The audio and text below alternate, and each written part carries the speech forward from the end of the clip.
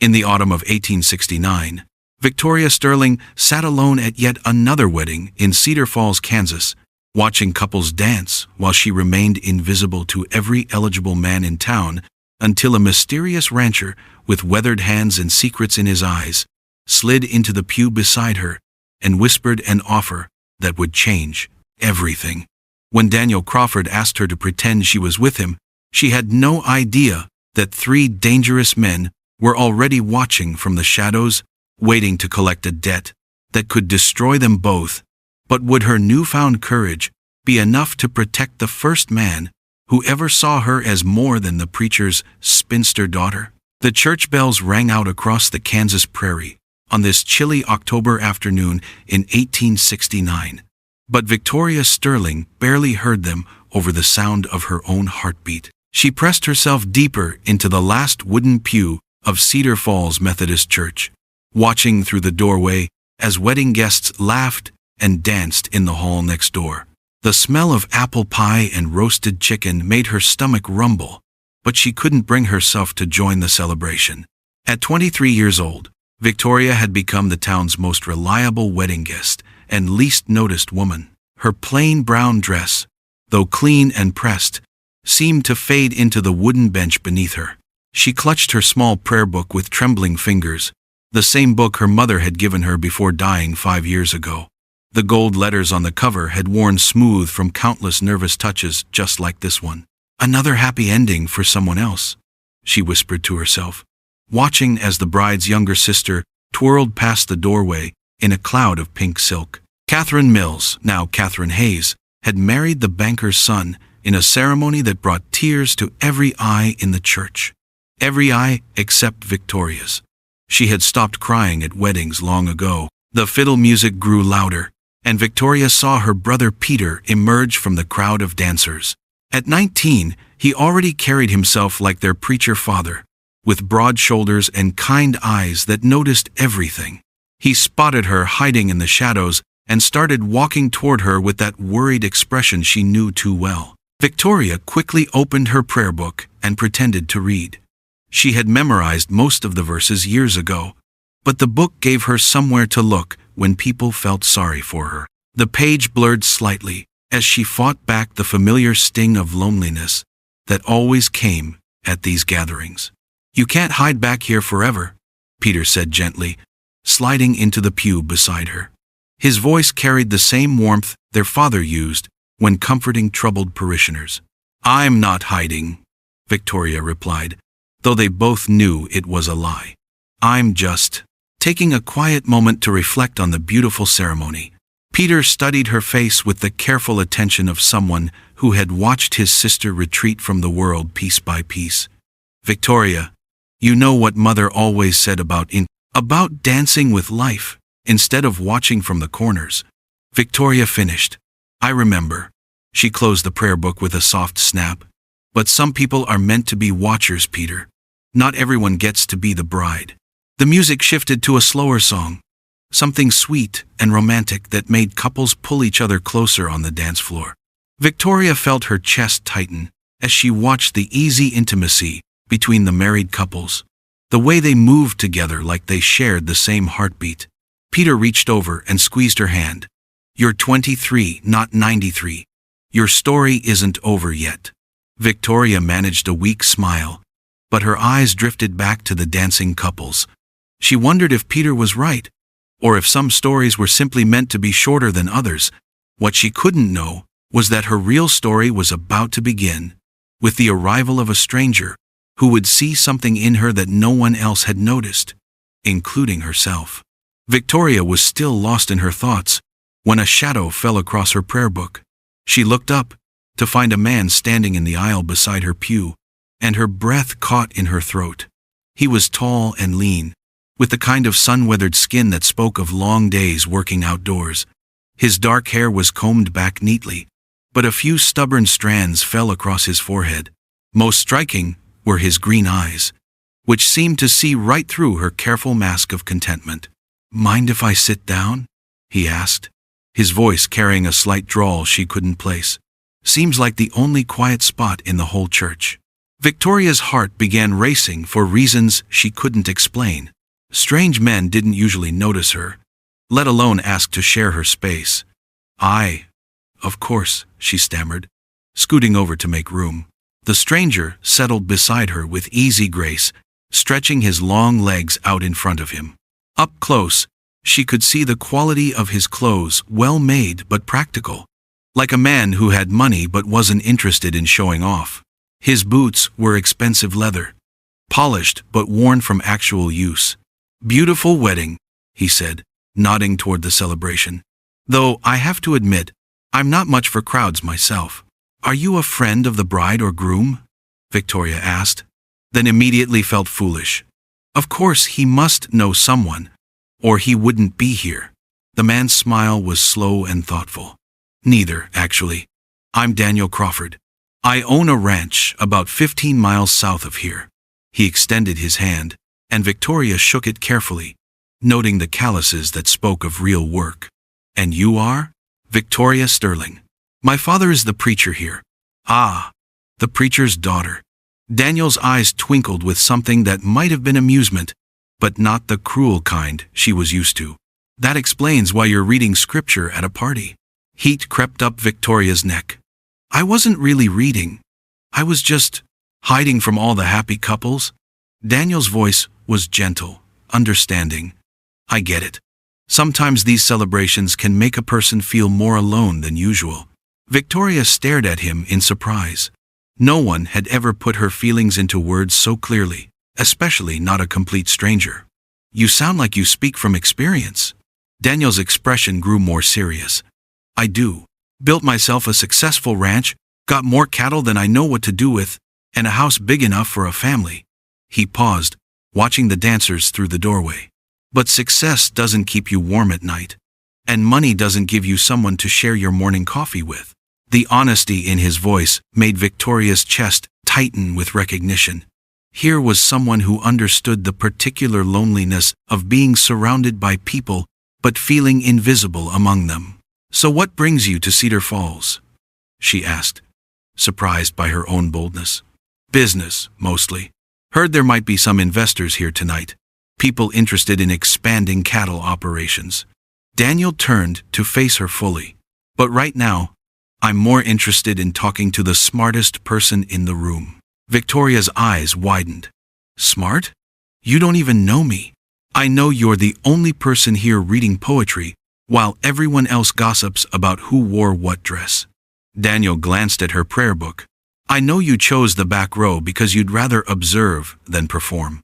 And I know you're probably the only person in this building who could tell me something interesting about this town beyond who's courting whom." No one had ever described her as smart before. Quiet, yes. Well-behaved, certainly. But smart? Victoria felt something shift inside her chest, like a door opening that had been locked for years. The music swelled, and Daniel stood up, extending his hand toward her. "Would you like to dance, Victoria Sterling?" Victoria's mouth went dry. Dancing meant stepping into the light, becoming visible, risking the judgment of everyone who had dismissed her as the preacher's spinster daughter. But something in Daniel's steady gaze made her feel like she might be brave enough to try. What she didn't know was that 3 men had just entered the church hall, their eyes scanning the crowd with dangerous intent, looking for the very man who had just asked her to dance. The fiddle strings sang sweet and low as Daniel spun Victoria across the wooden floor, her brown dress swirling like autumn leaves in the wind. She had never felt so light on her feet, as if the music itself was lifting her above all the whispers and stares that usually followed her wherever she went. "You move like you were born to dance," Daniel said, his green eyes twinkling in the lamplight. "Makes me wonder what other secrets you're hiding." Victoria's cheeks turned pink. "I'm not hiding anything. I practice sometimes, in my room, when no one's watching. Well, now everyone's watching, and they can see what I see. A woman who deserves to be noticed." Around them, other couples moved to the music, but Victoria felt like she and Daniel were dancing in their own private world. Mrs. Henderson nodded approvingly from her chair near the refreshment table. Even grumpy old Mr. Pike was smiling as he watched them glide past his corner spot. "Tell me about your ranch," Victoria said as they swayed together. "What's it like living under all that sky?" Daniel's expression grew distant, like he was seeing something far beyond the church walls. "It's peaceful. Just me, the cattle, and miles of grass that goes on forever. But peaceful can get mighty lonely when the sun goes down and there's nobody to share supper with." Something in his voice made Victoria's heart skip. "Is that why you came to town? Looking for company?" "Partly," Daniel guided her through a gentle turn. "But mostly I came because word travels fast about railroad men sniffing around these parts. Man in my position needs to know which way the wind's blowing." Before Victoria could ask what he meant, Mayor Patterson appeared beside them with his chest puffed out like a rooster. "Mr. Crawford, just the man I wanted to see. My wife tells me you own considerable land west of town." Daniel's jaw tightened, but he kept his voice pleasant. "Some. Well then, you'll want to hear about the Kansas Pacific's plans. They're surveying a route that could run right through your property. Could make you a very wealthy man indeed." Victoria felt Daniel's grip on her hand grow tighter. "I'm already wealthy enough, Mayor." "Nonsense. No such thing as too much money, especially for a young man looking to start a family." The mayor's eyes flicked meaningfully toward Victoria. "Speaking of which, I don't believe you've met my daughter Charlotte. Lovely girl, just turned 18, plays piano beautifully." Heat flooded Victoria's face. Even in this one perfect moment, she was being pushed aside for someone younger, prettier, more suitable. But Daniel's hand remained steady on her waist. "I'm quite content with my current partner, thank you," Daniel said firmly. The mayor blinked in surprise, then forced a laugh. Of course, just being neighborly." He wandered off, muttering about missed opportunities. Victoria stared up at Daniel. "You didn't have to do that." "Do what?" "Choose me over the mayor's daughter. Everyone knows Charlotte Patterson is the prettiest girl in 3 counties. Daniel stopped dancing and looked down at her with such intensity that Victoria's breath caught. "Victoria Sterling, you listen to me carefully. Pretty is just paint on the outside of a house. What matters is what's built underneath. And you," he touched her cheek gently, "you've got the strongest foundation I've ever seen." The evening air carried the scent of wood smoke and dying flowers as Victoria stepped onto the church porch, needing a moment to catch her breath after all the dancing. Her heart was still racing, though she wasn't sure if it was from the music or from Daniel's words. Behind her, the wedding celebration continued with laughter and fiddle songs, but out here in the October darkness, everything felt different. More real, more dangerous. "Getting some air too?" Victoria jumped at the voice. Her younger brother Peter emerged from the shadows near the church steps, his face serious in the moonlight. "Peter, you scared me half to death." "Good. Maybe you need to be scared." Peter moved closer, and Victoria could see worry lines creasing his 19-year-old face. "Victoria, what do you really know about this Daniel Crawford? He's kind. He's lonely. He asked me to dance when no one else would." Victoria crossed her arms. "What more do I need to know? How about the fact that he's been asking questions all over town? About who owns what land? About railroad plans? About who might be selling their property?" Peter's voice dropped low. "Jake Morrison heard him talking to some strangers at the hotel yesterday. Rough-looking men who didn't seem much like ranchers." Victoria's stomach twisted. What kind of questions? "The kind that make folks nervous. Like maybe he's not just here for a wedding." Peter stepped closer. "Sister, I know you're not used to men paying you attention. But what? But I'm so desperate I'll believe any story a handsome stranger tells me?" Anger flared in Victoria's chest. "Is that what you think of me? I think you've got the biggest heart in Kansas, and some men know how to use that against a woman."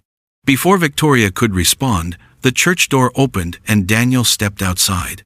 In the lamplight spilling from the doorway, his face looked harder somehow, more weathered than she'd noticed before. "Everything all right out here?" he asked, his eyes moving between Victoria and Peter. "Just having a family discussion," Peter said coolly. Daniel nodded slowly. I see. He looked at Victoria. Your brother's worried about you. That makes him a good brother. It makes him nosy. Victoria shot back, still stung by Peter's implications. No, Daniel said quietly. It makes him smart. He doesn't know me from Adam, and he's right to wonder about my intentions. Daniel's green eyes met Peter's directly. Your sister deserves someone who'll be honest with her, even when the truth might cost him something he wants. Peter's eyebrows rose. And are you planning to be honest with her? I'm planning to try. Something in Daniel's voice made Victoria look at him more carefully. There were shadows under his eyes she hadn't noticed before, and his hands, which had been so steady during their dance, now seemed tense. Daniel, she said softly, is there something you need to tell me? He was quiet for a long moment, looking out at the dark prairie beyond the town lights. There might be, but not here. Not tonight. Some conversations need privacy and time. A chill ran down Victoria's spine that had nothing to do with the October air. What kind of conversations? The kind where a man has to decide whether protecting someone means telling them the truth or keeping them away from it. Before Victoria could demand a clearer answer, the sound of horses approaching made all three of them turn toward the road. 3 riders were coming up the path to the church, their faces hidden in shadow, but their posture, speaking of purpose and urgency. Daniel's whole body went rigid. His hand moved instinctively toward his hip, and Victoria realized, with a shock, that he was wearing a gun under his jacket. Get inside, Daniel said, his voice sharp with command. Both of you, now. But it was too late. The riders had seen them on the porch, and the lead horseman was already calling out across the darkness. Daniel Crawford! We need to have ourselves a talk! The church door slammed open so hard, it rattled the windows. Victoria's heart jumped as 3 dusty strangers walked in like they owned the place. Their spurs clinked against the wooden floor, and everyone stopped talking at once. Well, well, said the tallest man with a gray mustache. His voice cut through the room like a knife. Look what we found hiding at a wedding party. Daniel's hand found Victoria's arm, squeezing tight. She could feel his muscles tense up like a cat ready to run. Something was very wrong. Friends of yours? Victoria whispered. But Daniel didn't answer. His green eyes were locked on the strangers. The gray-mustached man smiled, but it wasn't a nice smile. Daniel Crawford, been chasing you all over Kansas, partner. You're a hard man to find when you don't want to be found. Victoria felt the blood drain from her face. Partner? Daniel had never mentioned any partners. She looked around the room and saw worry on every face. Even Mayor Patterson looked scared. This is a wedding, Daniel said quietly. His voice was calm, but Victoria could hear the danger underneath. Whatever you want can wait. Oh no, it can't. The stranger laughed and took another step closer. See? You owe us money, Crawford. A lot of money, and we're tired of waiting for it. Victoria's stomach dropped. Money? How much money? She watched Daniel's face, looking for answers, but his expression gave nothing away. The money's in the bank, Daniel said. In Topeka. We can ride there tomorrow and settle this properly. Tomorrow's too late. The second stranger spoke up. He was shorter but meaner looking, with small dark eyes that reminded Victoria of a snake. We want our money now. Victoria felt trapped between wanting to run and needing to stay. What had Daniel gotten himself into? More importantly, what had he gotten her into? How much? She heard herself ask. All 3 strangers turned to look at her. The gray-mustached one grinned. Well now, the little lady wants to know about business. How sweet. Leave her out of this, Daniel said sharply. Why should we? She's sitting mighty close to you, Crawford. Maybe she cares enough about you to help solve this problem. Victoria's mind raced. These men were dangerous, and they wanted something from Daniel. Something worth traveling across Kansas for. But Daniel had said he was rich. Why would rich people owe money to men like these? $500, the snake-eyed man said to Victoria. Plus interest. Your boyfriend here borrowed it to start his fancy ranch. then decided he didn't need to pay it back. That's not true, Daniel said through gritted teeth. Isn't it? The leader pulled out a piece of paper. Got it right here in writing. Daniel Crawford owes the sum of $500 to be paid in full by March of 1868. Victoria's heart sank. March of 1868 had been over a year ago. I've been making payments, Daniel insisted. Every month for 3 years, check your books. We don't care about your payments, the third stranger said. He was the youngest but somehow the scariest. We want it all. Now. The room had gone completely quiet, except for the sound of Victoria's heart pounding in her ears. She looked at Daniel and saw something she'd never seen before. Fear. But not fear for himself. Fear for her. What happens if he can't pay? Victoria asked, surprised by how steady her voice sounded. The gray-mustached man's smile got wider. Well now, that depends on how much his new girlfriend cares about him. Victoria stood up so fast her chair scraped against the floor. Every eye in the church was on her, but for once, she didn't care what people thought. I asked you a question, she said, looking straight at the gray-mustached man. What happens if he can't pay?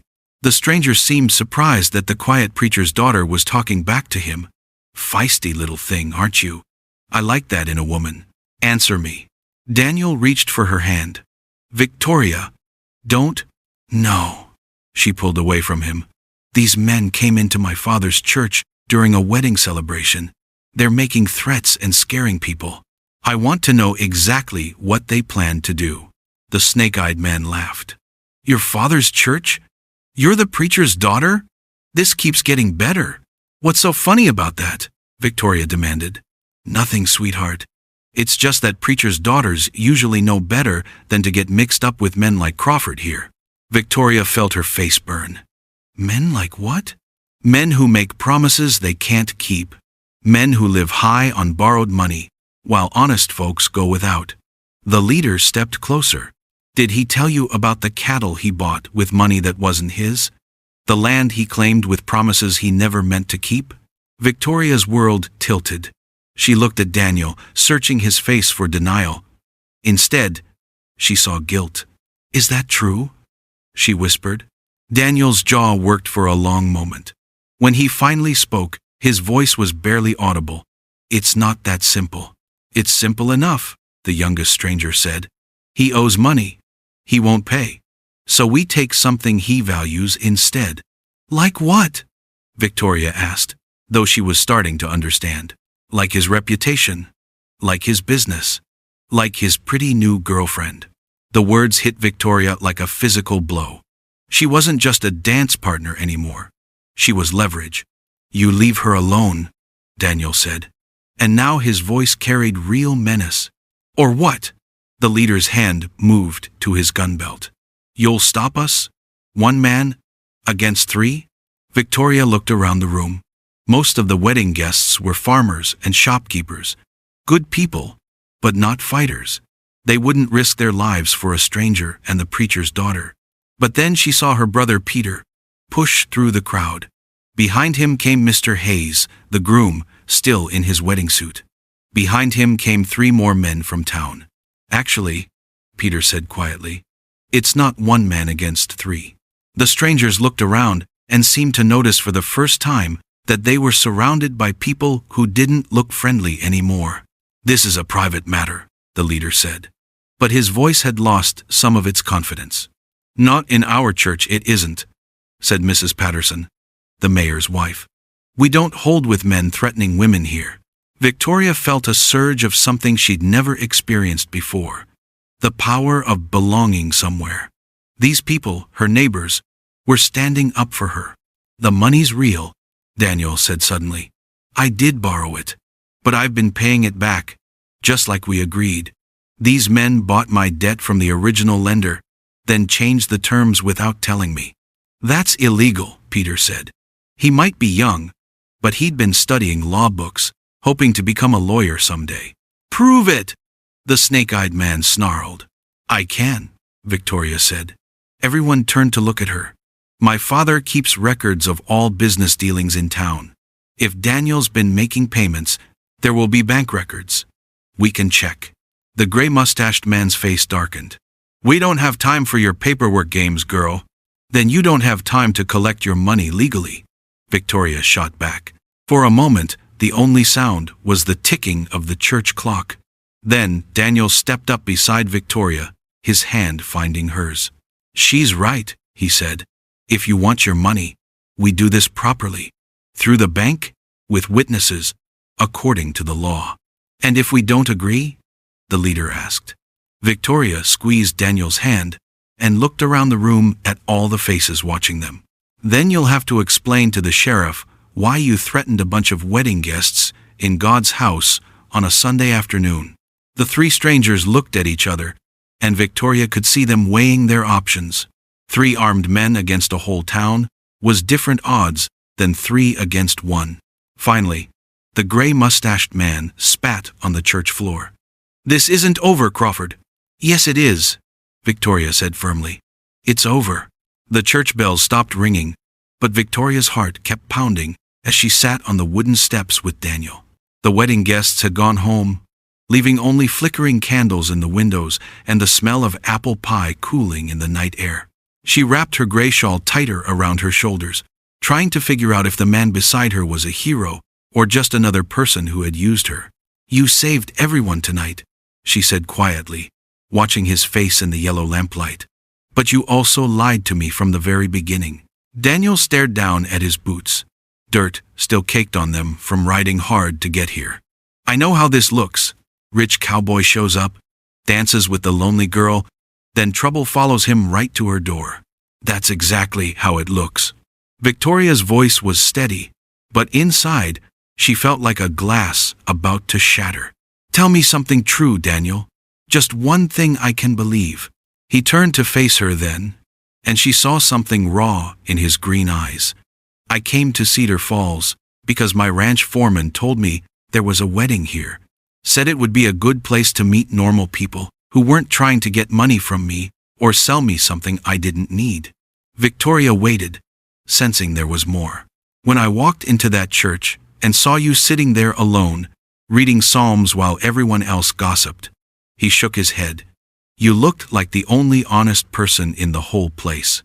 And when you smiled at me during that first dance, I forgot all about business meetings and cattle prices. But you remembered when those men showed up. I remembered that I'd put you in danger just by talking to you. Daniel's hands clenched into fists. Those debt collectors, they've been following me for months. I should have known they'd track me here. Victoria studied his face, looking for signs he was lying again. What she saw instead was a man who looked as tired and confused as she felt. Why didn't you just pay them what they wanted? Because it's not about the money anymore. Daniel's voice grew hard. They bought my debt for almost nothing, then demanded full payment plus their own fees. If I give in now, every 2-bit criminal west of the Mississippi will know I'm an easy target. The prairie wind picked up, carrying the scent of wheat fields and the distant sound of coyotes calling to each other. Victoria had lived in Kansas her whole life, but tonight the familiar sounds felt different somehow. Those men called me the preacher's old maid daughter, she said suddenly. Daniel's jaw tightened. They were trying to hurt you because they couldn't hurt me. But they weren't wrong. Victoria looked down at her plain brown dress, at hands that were soft, because she'd never done real work, at shoes that had never walked anywhere more exciting than the general store. I am 23 years old, unmarried, and I spend my days writing stories about places I've never been and people I've never met. So maybe I'm tired of being safe all the time. The words surprised her as much as they surprised Daniel. Maybe I'm tired of sitting in the back pew, watching other people live their lives while I just write about imaginary ones.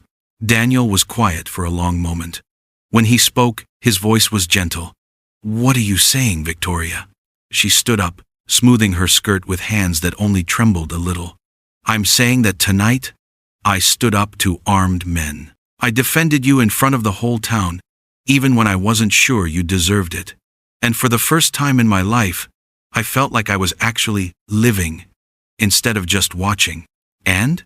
Victoria looked out at the dark prairie, at the endless sky full of stars she'd never really noticed before. And I want to know what else I'm capable of. 3 months later, Victoria Crawford stood in the kitchen of the small house Daniel had built on his ranch, reading a letter that made her hands shake with excitement. Outside the window, she could see him working with the new horses he'd bought, his movements careful and patient as he gentled a black mare that had been wild just weeks before. "Daniel!" she called, waving the paper in the air. "You need to see this." He looked up from the corral, grinning at the excitement in her voice. It had taken weeks for her to stop looking over her shoulder for danger. Weeks more for her to believe that their quiet happiness was real and not just another story she'd made up in her head. The marriage had surprised everyone in Cedar Falls, especially her father. But Preacher Sterling had grown to appreciate Daniel's quiet strength and the way his eyes lit up whenever Victoria entered a room. More importantly, he'd seen how his shy daughter had bloomed into a confident woman who laughed more in 3 months than she had in the previous 3 years. "What's got you so worked up?" Daniel asked, washing his hands at the pump before coming inside. "It's from the Kansas City Star newspaper." Victoria could barely contain her excitement. "They want to publish my story about what happened at the wedding. The editor says readers are hungry for true tales about real people in the frontier." Daniel's eyebrows shot up. "You wrote about us?" "I wrote about a woman who discovered she was braver than she thought, and a man who learned that running from problems just brings them to your doorstep faster." Victoria's cheeks flushed pink. "I may have changed the names. What did you call me?" "Samuel Mitchell, successful cattle rancher with a mysterious past." Daniel laughed, the sound echoing through their small but comfortable home. "And yourself?" "Margaret Thompson, the minister's daughter who shocked her entire town by standing up to dangerous men." Victoria grinned. "The editor wants to pay me $50 for it, and he asked if I have more stories like it." "Do you?" Victoria looked around their kitchen, at the curtains she'd sewn herself, at the table where they ate breakfast together every morning while planning their day. Through the window, she could see the vegetable garden she'd planted, the chickens pecking in their yard, the wide prairie that no longer looked empty to her but full of possibilities. "I think so," she said slowly. "I think there are stories everywhere, if you know how to look for them." Daniel pulled her into his arms, and she marveled again at how right it felt to be held by someone who saw her exactly as she was and liked what he saw. What kind of stories? Stories about people like Mrs. Henderson, who's been secretly teaching the Mexican children to read English. Stories about old Pete Morrison, who pretends to be grumpy but leaves food for hungry travelers. Victoria's voice grew stronger as she spoke. Stories about women who discover they don't have to choose between being safe and being happy. "Speaking of being happy," Daniel said, his voice suddenly serious, "I got a letter too today." Victoria's stomach tightened. "Good news or bad news?" "That depends on how you feel about taking a trip." Daniel reached into his shirt pocket and pulled out an envelope. "My cousin writes that there's good land for sale near Denver. Says a man with my experience could make a real fortune there, especially if he had a wife who could help him with the business side of things." Victoria stared at the letter, her mind spinning. Denver was hundreds of miles away, a real city, with theaters and bookshops and opportunities she'd only dreamed about. It was also far from everything familiar, everyone she'd ever known. "What do you think?" Daniel asked quietly. Victoria walked to the window and looked out at the prairie that had been her whole world for 23 years. Then she looked at her husband, the man who'd shown her that she was capable of far more than she'd ever imagined. "I think," she said slowly, "that the best stories come from people who aren't afraid to turn the page and see what happens next." Daniel's smile lit up the whole room. "Mrs. Crawford, I believe you're ready for your next adventure." As the sun set over the Kansas prairie, Victoria thought about all the women like her who sat in back pews and wrote stories about other people's lives, who believed that wanting more made them selfish or foolish. She wanted to tell them what she'd learned, that sometimes the person you're meant to be is hiding just underneath the person you think you have to be, waiting for the right moment to step into the light. The girl who'd sat alone at Catherine Mills's wedding was gone, replaced by a woman who knew her own mind and wasn't afraid to speak it. And the best part was, this was only the beginning of her story.